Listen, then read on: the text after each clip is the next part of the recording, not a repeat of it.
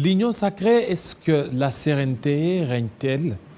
Et que reproche-t-on exactement au président de l'Assemblée nationale, Christophe Mbosso Nkodia?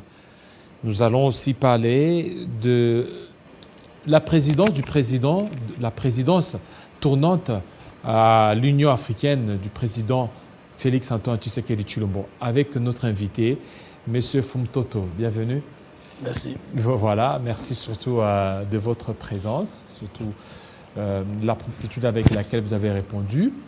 Mais il y a déjà beaucoup de pression sur le président de l'Assemblée nationale, Christophe Mbosso Nkodia, surtout avec le départ de Jean-Marc Aboune, c'est que lui aussi son sort serait scellé.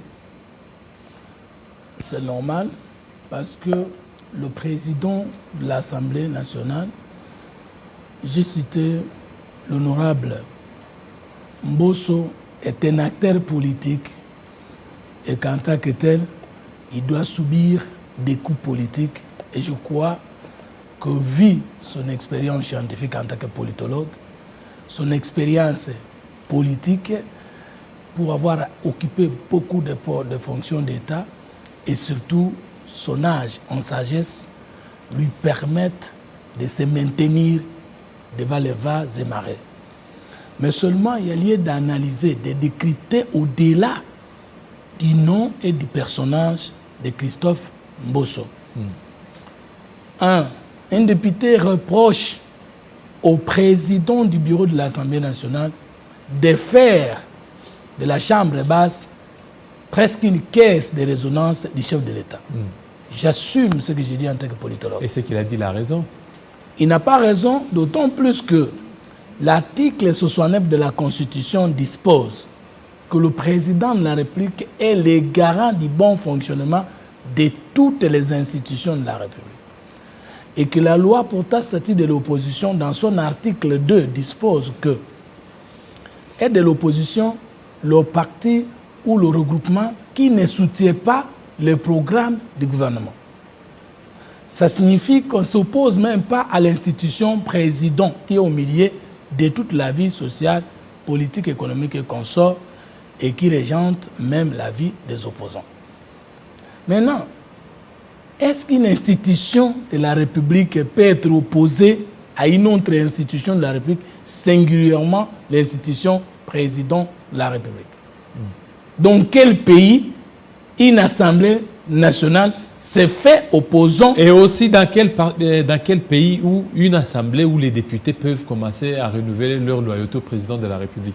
Tout simplement parce que, au sens politologique et politique du terme, oui, et au sens du système politique actuel, de la forme républicaine de l'État congolais, si vous êtes président de la République et que vous n'avez pas la majorité ou la coalition à la Chambre basse, vous êtes simple étiquette, autrement dit. Alors maintenant, vous êtes un roi qui règne et qui ne gouverne pas.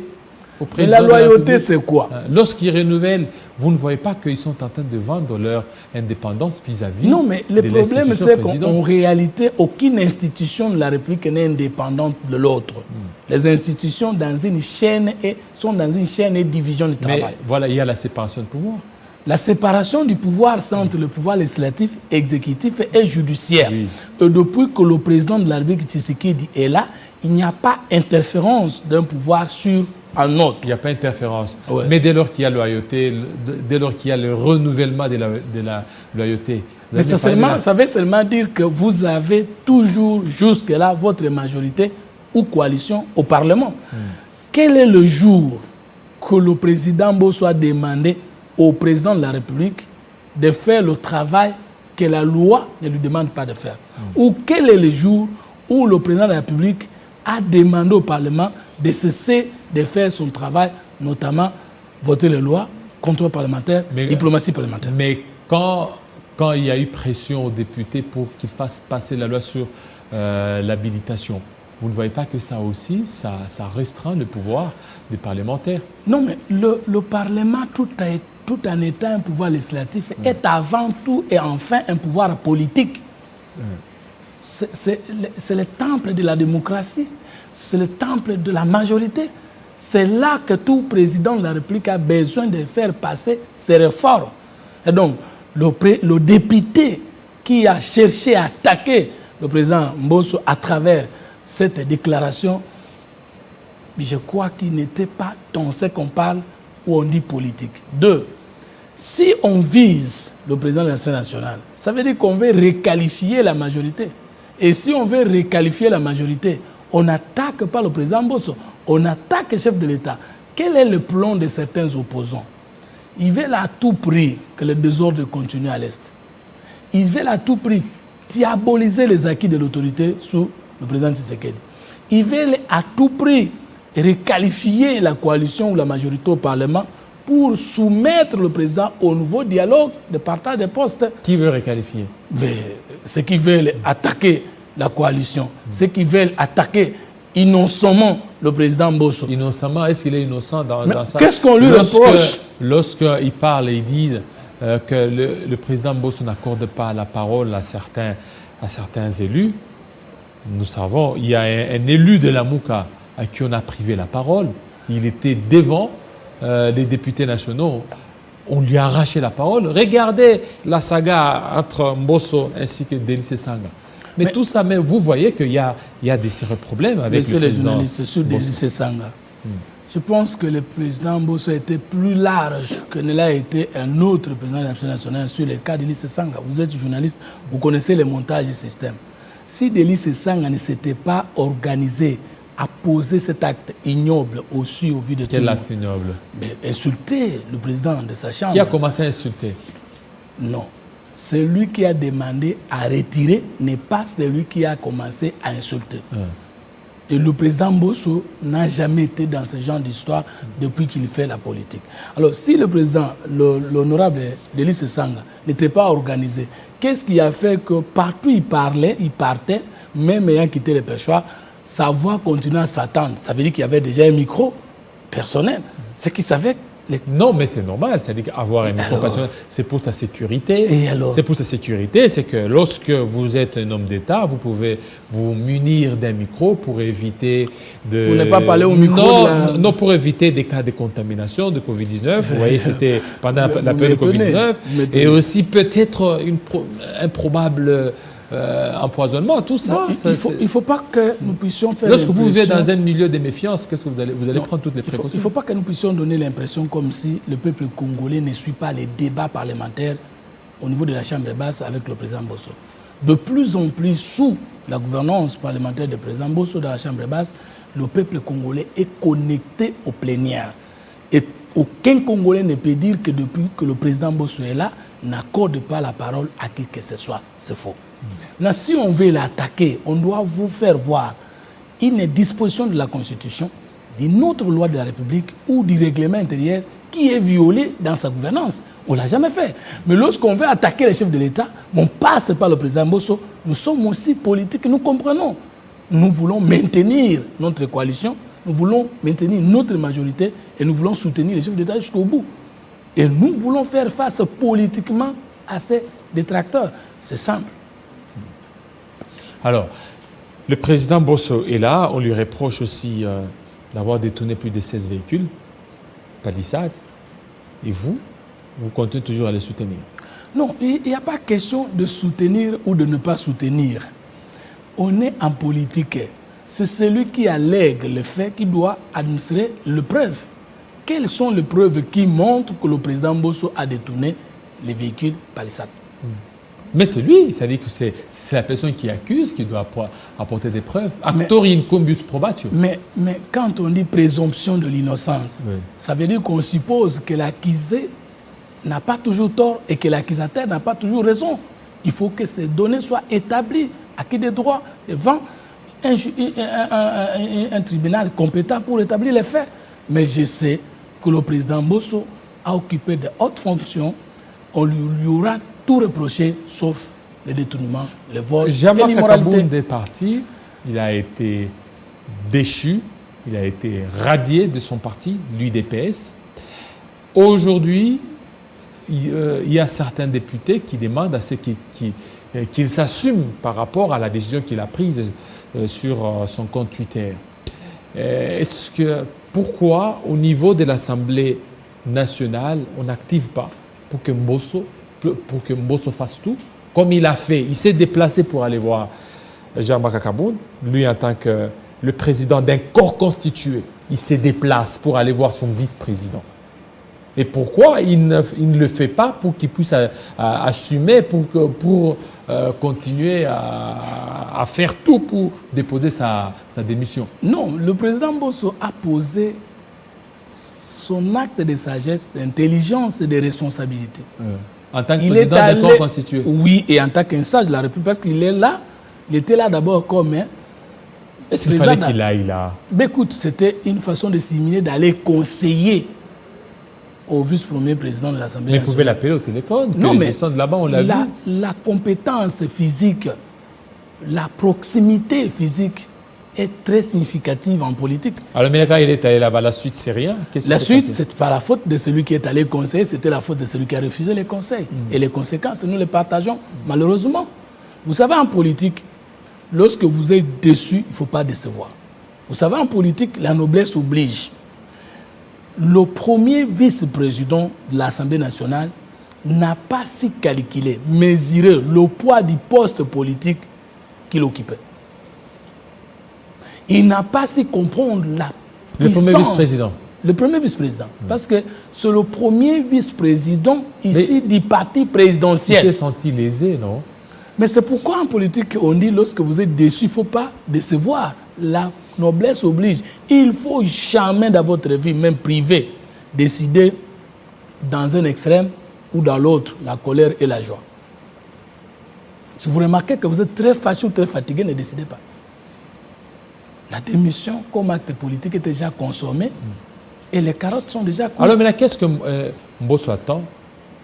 Plus rien. Non, mais il faut qu'il fasse aussi tout, qu'il mette la batterie en marche pour que le premier vice-président aille déposer maintenant en bonne et due forme sa démission. Il a déjà déposé politiquement sa démission. Il ne reste que des formules administratives. Parce qu'en droit, on dit la forme tient le fond. Mais en politique, on dit l'impression précède l'expression. Vous avez déjà démissionné par un compte Twitter que vous n'avez pas nié. L'acte est consommé. Conséquence, il a été radié de son parti politique. Or, le poste là n'est pas un poste vide. C'est le poste à occuper ou exercer pour le compte du parti IDPS. Lorsque vous êtes radié de l'IDPS, vous avez perdu ce poste-là les mêmes jours-là. Donc, moi, je crois que ce qui reste, c'est quoi? Il reste quoi? Simple formalité. Mais la démission est déjà consommée. Le départ de ce poste est déjà consommé. Et aussi avec ça, vous ne voyez pas que l'UDPS est en train de se fragiliser. Il y a la guerre des palais qui est en train de fragiliser l'UDPS. Non, mais écoute, qui a commencé cette guerre? Mais l'UDPS, c'est un grand parti qui a subi beaucoup de mouvements, beaucoup de départs. Oui, mais des mouvements, on comprendrait si peut-être l'UDPS était dans l'opposition. Cette fois-ci, l'UDPS au pouvoir. Il ne fallait pas que ces mouvements commence beaucoup plus à se faire sentir. Mais ce n'est pas l'IDPS qui a provoqué, c'est un individu, membre de l'IDPS, président du reste, qui a provoqué ce mouvement et qui l'a emporté. À qui la faute? La noblesse obligeant. Quand vous êtes déçu, il ne faut pas décevoir, il faut savoir endosser, il faut savoir assumer.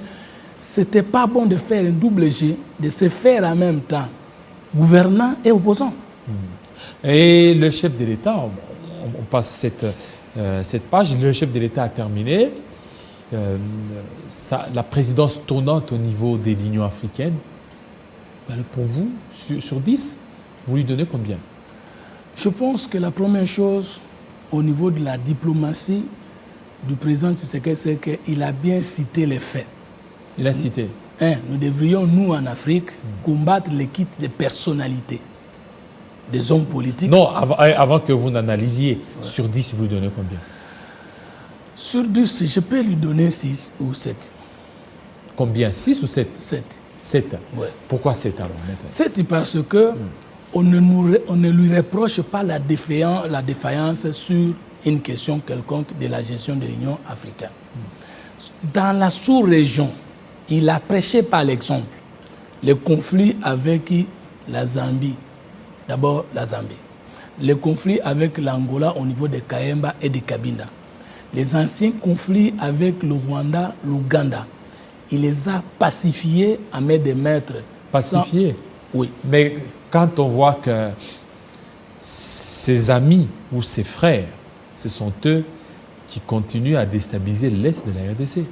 Non, aujourd'hui, il n'y a plus un pays, une nation, un gouvernement de la sous-région qui se porte garant d'être arrière-base d'une rébellion L'M23 ou d'un groupe et terroriste au l'M23 Congo.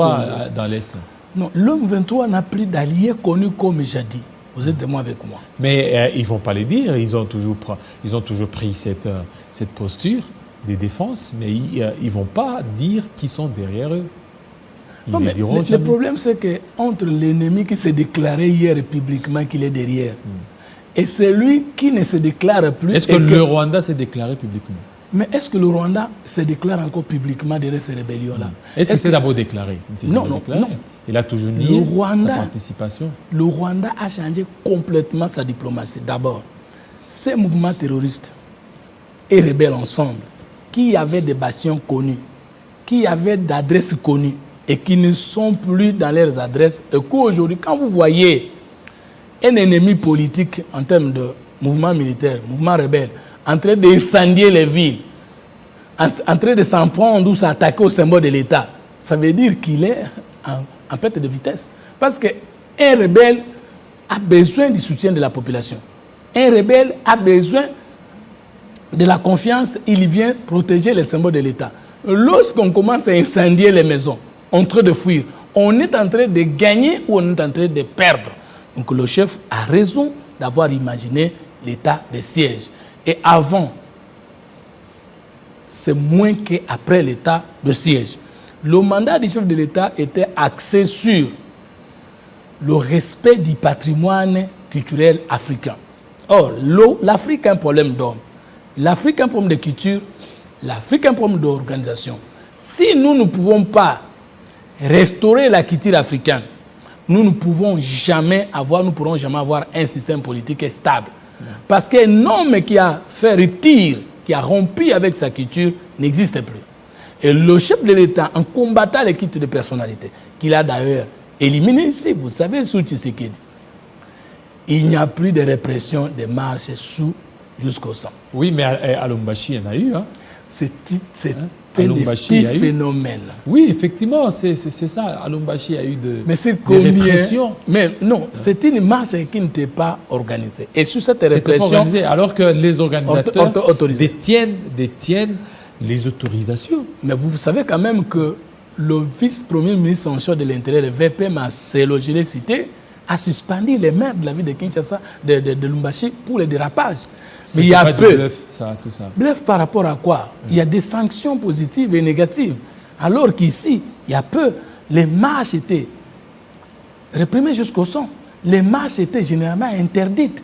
Aujourd'hui, combien d'organes des médias fermés? Combien de fois les signaux de la RFI retirés? Combien de leaders d'opinion, les leaders des droits de l'homme, de la société civile en prison parce qu'ils sont opposés à Tshisekedi? Le bilan du chef de l'État dans la sous-région, dans la région, ça veut dire l'Afrique, part du bilan de la consolidation de la démocratie, de la promotion de l'État de droit. Aujourd'hui, CNDH, le Conseil national des droits de l'homme, occupe la 4e place en Afrique, 16e place au monde. Ce sont des avancées significatives, une révolution de 3 ans. Aujourd'hui, le banditisme urbain qui était avant Tshisekedi, à Kinshasa, où en sommes-nous aujourd'hui le pourcentage? Aujourd'hui, sur Tshisekedi, les mots de crispation politique, les cachons de la nerf, où en sommes-nous sur Tshisekedi? Qui est cet opposant qui veut marcher, qui ne marche pas? C'est ce qu'il a impulsé au niveau de l'Union africaine. Et si tous les dictateurs du reste de l'Afrique pouvaient se comporter comme le président Tshisekedi, on peut espérer, on peut avoir une lueur d'espoir pour la démocratie. Et les 3 points là, qu'est-ce que lui n'a pas fait? Parce que vous lui avez donné ce qu'il y a 3. Les 3 points là, c'est qu'il y a eu plusieurs coups d'État juste vers la fin du mandat de l'exercice. C'est qu'il y a une faiblesse de sa part, une défaillance. Mais écoute, quand on dit qu'on a réussi, on a eu 65% qu'on a distingué à l'université, ça ne veut pas dire qu'on a réussi dans tous les cours. Parce que si nous disons 100%, alors que l'Afrique souffre, là nous sommes en train de mentir. Mais pour un mandat d'une année, le Congo n'a pas été associé à la destruction de notre pays. Pour un mandat d'une année, combien de nombre d'ambassades qui s'augmentent maintenant au Congo? Le président n'a plus qu'à restaurer à réinsérer le Congo dans le Conseil des Nations. Il y avait, dès qu'il entrait là, il trouvait rupture avec le centre européen des visas, mais au Schengen.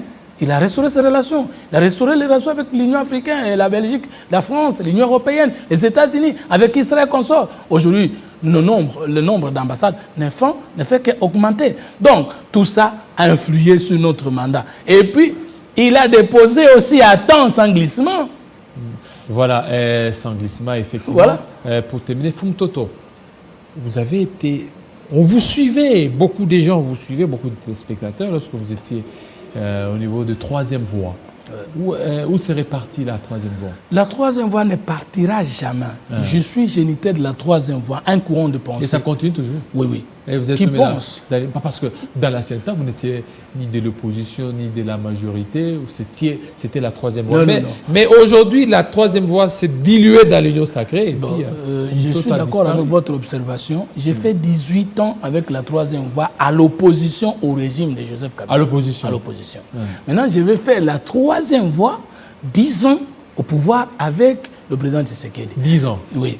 Parce que je pense que dans les 3 ans de Tshisekedi, par rapport à ce qui précède, il y a une avancée ou des avancées très significatives. Et si nous savons capitaliser ces acquis, le Congo peut en bénéficier beaucoup s'il fait le deuxième mandat. Un accroissement budgétaire de plus de 41% dans un gouvernement de warriors qui n'a pas une année. Merci. Merci à vous, Fumtoto, pour votre passage. Merci. L'émission est terminée. Oui, ça va. On ne m'avait pas donné le mot de la fin. Bon. Je voulais qu'on parle un peu du RAM, mais on m'avait perdu. On en parlera. Donc tout ce que je veux dire aux Congolais, c'est que nous avons un président qui a consolidé, qui a concilié la notion de l'état de droit prêché par l'IDPS et l'exercice de son pouvoir. J'ai dit le président Tshisekedi. Je n'ai pas cité l'état de droit qui signifie le droit à l'éducation avec la gratuité de l'enseignement. J'ai oublié de citer qu'avec Covid-19, nous n'avons pas perdu le nombre de Congolais comme toutes les prophéties de malheur annoncées. Parce que les mesures sécuritaires qui ont été prises nous ont quand même épargnés de ce drame. Je veux que le Congolais découvre davantage le président Tshisekedi, qui, je sais, va finalement ratisser encore fort, va mettre l'homme qu'il faut à la place qu'il faut, et il peut encore positivement, profondément nous surprendre si nous l'accompagnons et nous lui donnons le deuxième mandat. Merci beaucoup, Fumtoto. Restez branchés sur Télé 50. À très bientôt.